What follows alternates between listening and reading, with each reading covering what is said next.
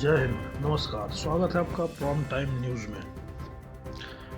Supreme court ने बुधवार को कहा कि जब राज्यों से विकास सूचकांक बताने के लिए कहा गया तो उन्होंने प्रति व्यक्ति वृद्धि दर ऊंची दिखाई, लेकिन जब सब्सिडी की बात आई तो उन्होंने दावा किया कि उनकी 75% आबादी गरीबी रेखा के नीचे है, यानी बीपीएल है। अदालत ने कहा कि सब्सिडी का लाभ वास्तविक लाभार्थियों तक पहुंचना चाहिए। जस्टिस सूर्यकांत और जस्टिस एन कोटेश्वर सिंह की पीठ ने कहा, हमारी चिंता यह है कि क्या गरीबों को मिलने वाले लाभ उन लोगों तक पहुंच रहे हैं जो इसके हकदार नहीं हैं। राशन कार्ड अब लोकप्रियता का कार्ड बन गया है। पीठ ने कहा, ये राज्य सिर्फ इतना कहते हैं कि हमने इतने कार्ड जारी किए हैं। कुछ राज्य ऐसे हैं जब अपना विकास दिखाना चाहते हैं तो कहते हैं कि हमारी प्रति व्यक्ति आय बढ़ रही है।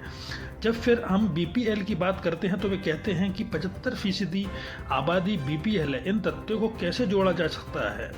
विरोधाभास अंतर्निहित है। हमें ये सुनिश्चित करना होगा कि लाभ वास्तविक लाभार्थियों तक पहुंचे।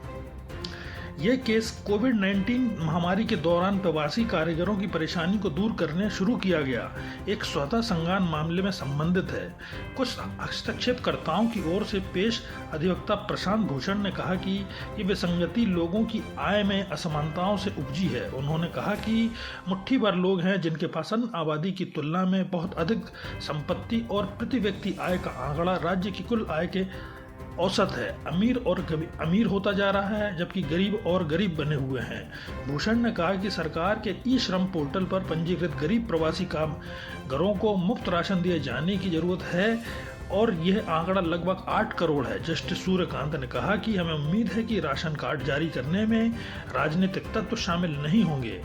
मैं अपनी जड़ों से नहीं कटा हूँ। मैं हमेशा गरीबों की दुर्दशा के बारे में जानना चाहता हूँ। अभी भी ऐसे परिवार हैं जो गरीब हैं। भूषण ने कहा कि केंद्र 2021 की गणना नहीं कराई और 2011 की जनगणना के आंकड़ों के आधार पर काम कर रही है।